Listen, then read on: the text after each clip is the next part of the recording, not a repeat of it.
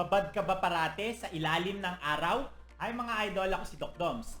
And welcome back to my channel. Para sa mga bago lang sa channel ko, I'm a board-certified ophthalmologist and a retina specialist here in the Philippines.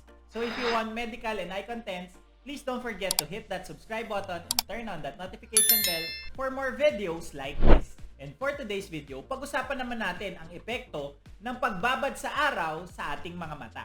Tara, let's discuss. Alam naman natin na ang matagal na exposure or pagbabad sa araw ay masama para sa ating kalusugan. At pwedeng makasama at makaapekto rin ito sa ating mga mata. Madalas nating protektahan ang ating mga balat mula sa araw sa pamamagitan ng paglagay ng sunblock. Pero nakakalimutan natin na kailangan rin nating protektahan ang ating mga mata mula sa masamang epektong dulot nito dito. At marami pa rin ang hindi alam ito. Isa sa madalas at common na epekto ng pagbabad sa araw sa ating mga mata ay yung tinatawag na pugita or pterygium. Ito yung excess growth or yung pagtubo ng balat doon sa puting parte ng ating mga mata or yung tinatawag na conjunctiva. Dahil sa exposure sa araw, sa usok at alikabok, ay pwede itong tumubo at tumawid sa boundary ng itim ng mata. Although hindi naman ito kadalasan delikado at inoobserbahan lamang, ay pwede itong mag-cause ng mga simptomas ng pagtuyo ng mata or yung tinatawag na dry eyes. Tulad ng paghapdi ng mata, pamumula, parang may puwing at pagluluha. Pag masyado naman itong malaki, ay pwede itong mag-cause ng pagbago ng shape ng cornea at mag-lead sa paglabo ng mata. At worst, ay pwede itong tumakip sa daanan ng ilaw na pwedeng mag-cause ng pagkabulag. Madalas ito makita sa mga trabaho or hobbies na babad sa araw, tulad ng pangingisda, mga magsasaka, at yung mga nagsusurfing. Kung hindi naman ito nakatakip sa paningin or hindi naman naaapektuhan ang buhay ng pasyente sa pang-araw-araw, ay kadalasan inoobserbahan lamang ito. Pero para mapawala ang mga simptomas ng pagtuyo ng mata or dry eyes at maging komportable ang mga mata, ay pwede naman magpatak ng mga artificial tears na pwedeng bilhin sa mga butika. Take note, hindi nito kayang pawalain ang pugita, pero pwede naman itong makatulong para mas maging komportable ang mga mata. Meron na ako nagawang video about pugita na na-discuss ko ng mas kumpleto ang sakit na ito.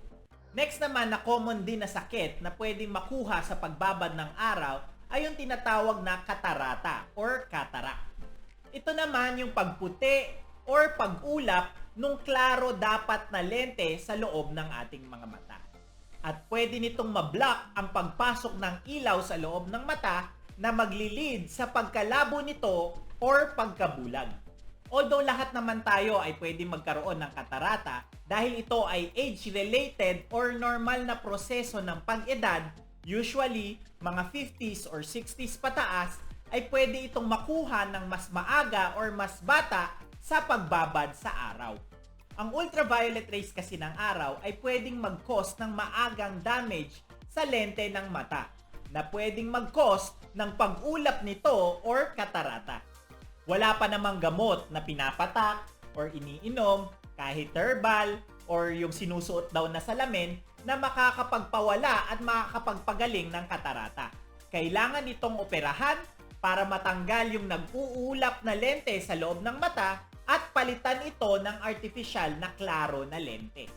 Kaya mag-ingat sa mga nagkiklaim at nagbebenta na nagsasabi na mapapawala at mapapagaling daw ang inyong katarata kapag ininom nyo or ginamit nyo ang kanilang produkto dahil wala itong katotohanan. Meron na rin ako mga videos na nagawa about sa katarata kung gusto nyong panoorin. Isa pang pwedeng maging epekto ng matagal na exposure sa araw sa ating mga mata ay eye cancer. Ang alam lang natin ay ang araw ay pwedeng mag-cause ng skin cancer kapag masyado kang nagbabad dito. Pero pinapataas din ito ang risk or yung chance na magkaroon ka ng cancer sa mata. Lalo na kung hindi mo pinoprotektahan ito mula sa harmful na effects or damage ng ultraviolet rays ng araw. Katulad ng katarata ay matagal naman ang pag-develop nito. Kailangan taon-taon ng exposure or pagbabad sa araw bago tumaas ang risk or chance na magkaroon ka nito.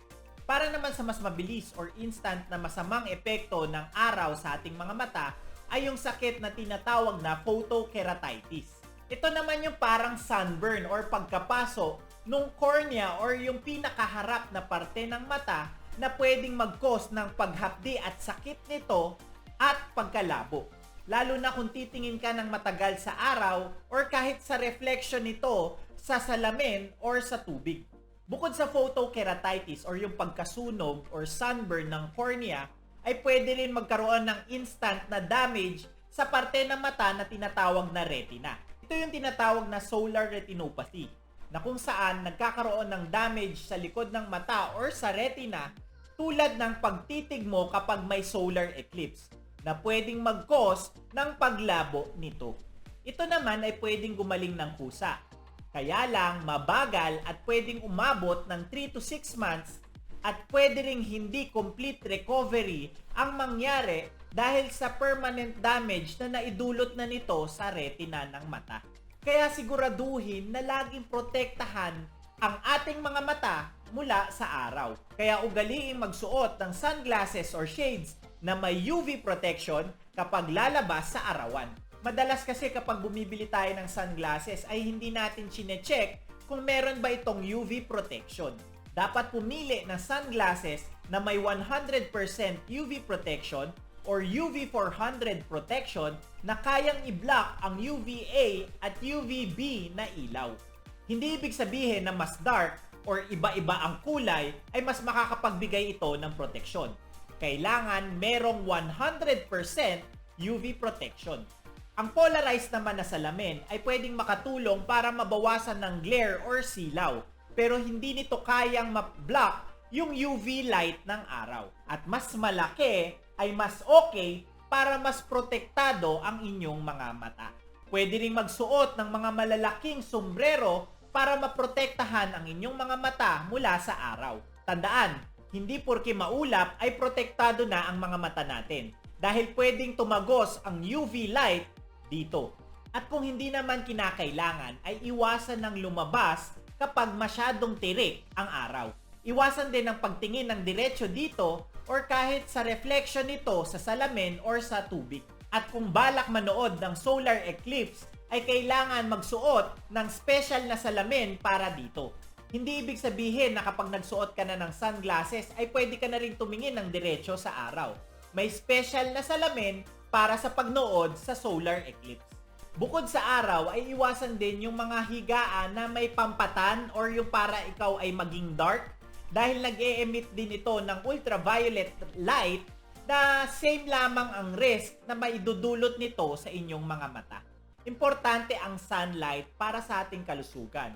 Pero ang matagal at sobrang exposure dito ay pwede ring magdulot ng masamang epekto sa ating katawan at sa ating mga mata.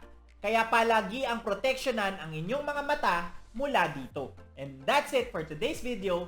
Ngayon, alam mo na ang mga masamang epekto na pwedeng maidulot ng araw sa ating mga mata. Please don't forget to like, comment kung may mga questions or suggestions kayong topics, subscribe, and hit that notification bell for more medical and eye contents. Ngayon, mas may alam ka na. Ako po si Doc Doms. See you on my next video.